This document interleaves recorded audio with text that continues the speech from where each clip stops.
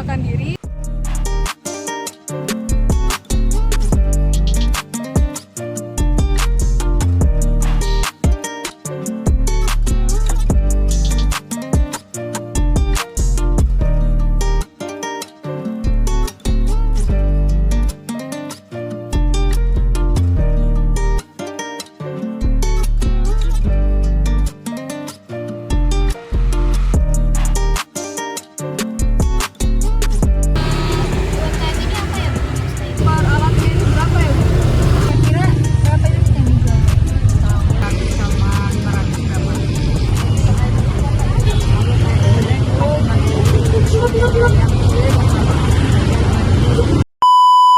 Assalamualaikum warahmatullahi wabarakatuh.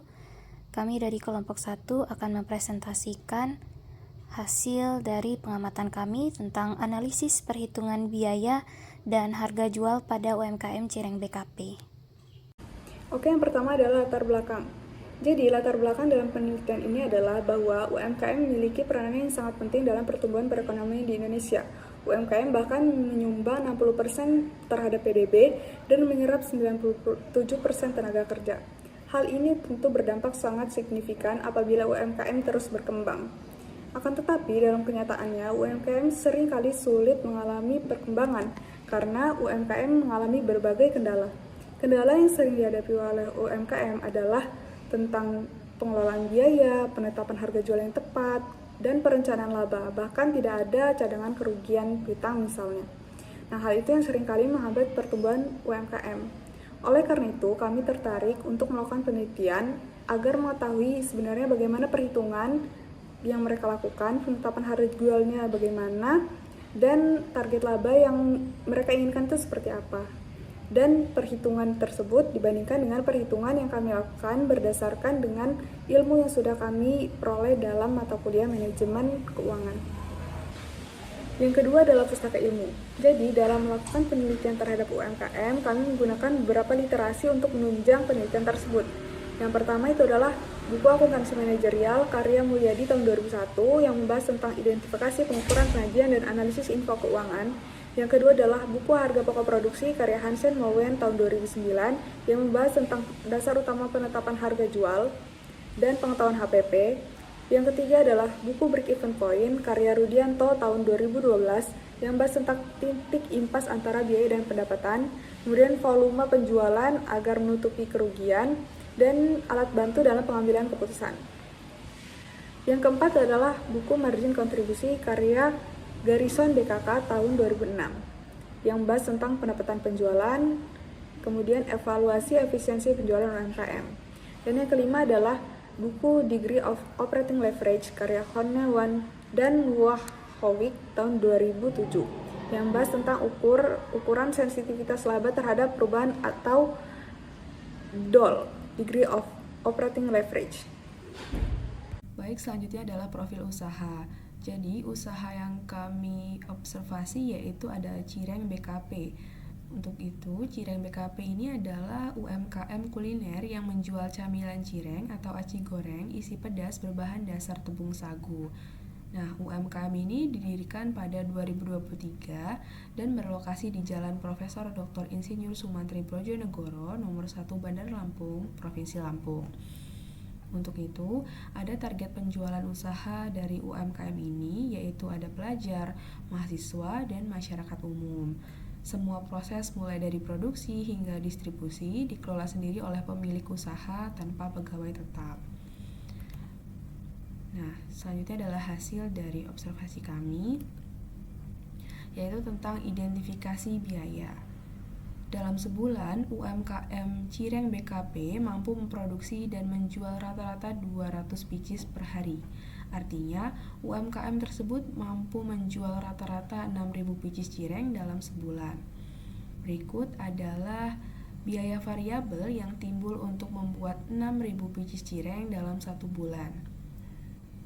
Dapat dilihat di slide. Untuk itu ada beberapa biaya variabel. Yang pertama adalah sagu dengan total harga 900.000, cabai dengan harga 600.000, bawang merah dengan harga Rp390.000, bawang putih dengan harga Rp360.000, gas dengan harga Rp150.000, minyak goreng dengan harga Rp140.000, sehingga menghasilkan total harga sebesar Rp2.540.000. Nah, untuk itu ada biaya variabel per unit, yaitu Rp2.540.000 dibagi 6.000 unit dari cireng tersebut yang menghasilkan harga Rp424.000. Selanjutnya adalah biaya tetap. Nah, biaya tetap yang dikeluarkan oleh UMKM dalam 1 bulan untuk memproduksi cireng adalah sebagai berikut, yaitu ada gerobak dengan total harga Rp2.500.000, kompor dengan harga Rp300.000, kuali dengan harga Rp65.000, saringan dengan harga Rp50.000, box dengan harga Rp40.000, capitan dengan harga Rp15.000, pisau dengan harga Rp6.000, gunting Rp10.000, plastik Rp14.000, wadah plastik Rp20.000, gelas plastik Rp40.000, pengocok telur Rp15.000, sendok Rp9.000, dan banner Rp50.000, sehingga untuk biaya tetap sendiri menghasilkan total harga sebesar Rp3.134.000. Baik, selanjutnya saya akan menjelaskan tentang harga jual. Berdasarkan wawancara yang kami lakukan terhadap UMKM Cireng BKP, harga jual yang ditetapkan untuk cireng adalah Rp5.000 untuk 4 piece-nya, yang artinya harga per piece untuk cireng adalah Rp1.250. Untuk menentukan harga jual yang tepat, maka kita harus menemukan terlebih dahulu harga pokok produksi dan harga pokok penjualan cireng. Cireng Cireng BKP merupakan UMKM yang baru berdiri sehingga tidak memiliki karyawan dan hanya ada biaya bahan baku langsung, biaya overhead pabrik, dan biaya administrasi serta penjualan. Yang pertama, biaya bahan baku langsung. Barangnya yaitu sagu, cabai, bawang merah, bawang putih, gas, dan minyak goreng. Sagu dengan harga satuan Rp12.000, cabai dengan harga satuan Rp80.000, bawang merah dengan harga satuan Rp52.000, bawang putih dengan harga satuan Rp48.000, gas dengan harga satuan Rp25.000, dan minyak goreng dengan harga satuan Rp17.500, sehingga total keseluruhan yaitu sebesar Rp2.540.000. Selanjutnya, biaya overhead pabrik. Biaya overhead pabrik diasumsikan masa manfaat semua aset tetap adalah 10 tahun dan dibebankan dengan porsi yang sama untuk masing-masing produk. Yang pertama, ada gerobak dengan harga satuan Rp2.500.000, kompor dengan harga satuan Rp300.000, kuali dengan harga satuan Rp65.000, saringan dengan harga satuan Rp50.000, box dengan harga satuan Rp10.000, capitan dengan harga satuan Rp15.000, pisau dengan harga satuan Rp3.000, gunting dengan harga satuan Rp10.000, plastik Rp7.000, wadah plastik Rp10.000, gelas plastik Rp10.000, pengocok telur Rp15.000, dan sendok Rp3.000, sehingga total biaya overhead pabrik keseluruhan yaitu sebesar Rp3.084.000. Biaya overhead pabrik dalam sebulan jika dihitung yaitu sebesar Rp3.084.000 dibagi masa umur manfaat sebesar 10 tahun dikali 12 sehingga hasilnya sebesar Rp25.700. Selanjutnya biaya administrasi dan penjualan. Di sini biaya administrasi dan penjualan hanya ada banner yaitu dengan harga satuan Rp50.000 dan total biaya administrasi dan penjualan sebesar Rp50.000. Berdasarkan data tersebut, maka dapat dilakukan perhitungan harga pokok produksi dalam kasus ini yang diasumsikan bahwa persediaan barang dagang awal dan persediaan barang dagang akhir tidak ada, sehingga harga pokok penjualan sama dengan harga pokok produksi. Harga pokok penjualan yaitu kita dapat hitung dengan rumus biaya bahan baku langsung dalam sebulan ditambah biaya overhead pabrik dalam sebulan.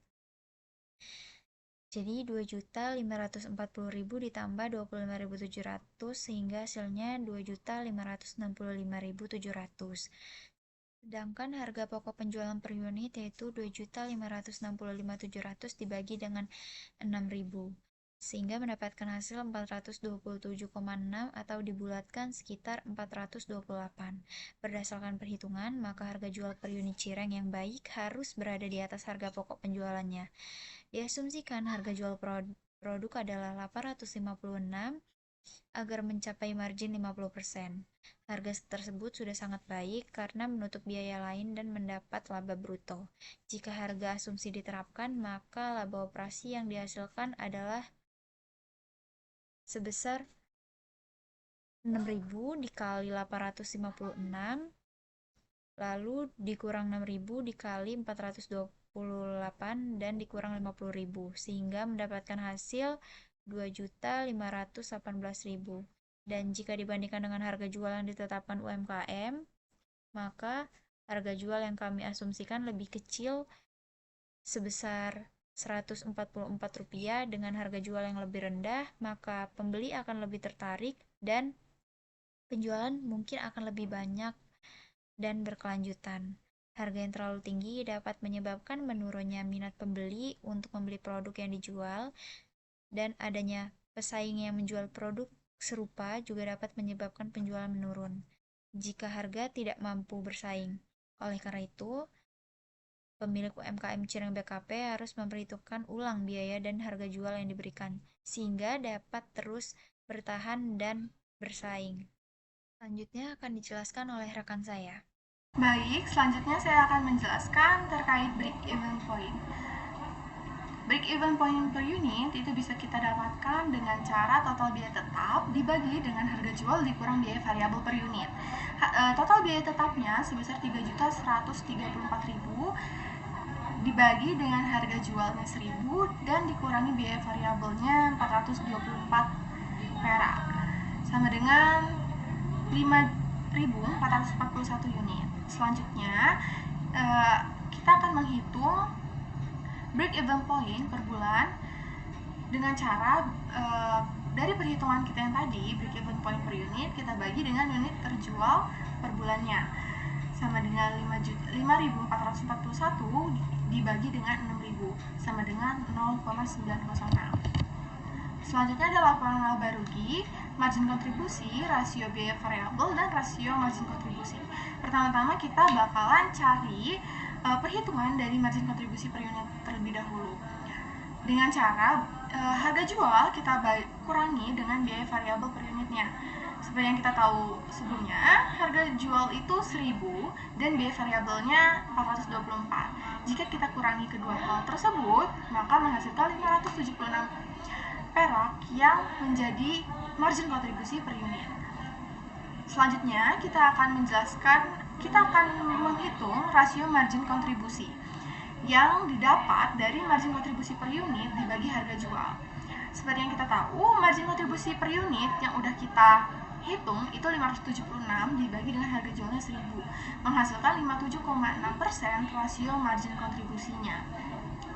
Selanjutnya kita menghitung rasio biaya variabelnya dengan cara biaya variabel per unit dibagi harga jual sama dengan 464 perak dibagi dengan 1.000 sama dengan 42,4%. Next, karena sudah dihitung rasio biaya variabel dan margin kontribusinya, selanjutnya akan dibahas laporan laba rugi.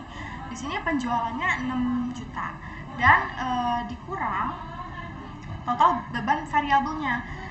Tadi kita udah hitung rasio biaya variabelnya 42,4% dikali 5.440.973 sama dengan pengurang penjualan dikurangi beban variabel itu akan menghasilkan margin kontribusi. Nah, margin kontribusi itu akan dikurangi dengan beban tetap sebesar 3.134.000 dan akan menghasilkan laba operasinya sebesar 569.027 perak. Next, kita akan menghitung titik impas dalam unit dan penjualan. Titik impas dalam unit itu sama dengan break-even point per unit. Di penjelasan saya sebelumnya, menghasilkan 5.441 unit titik impasnya.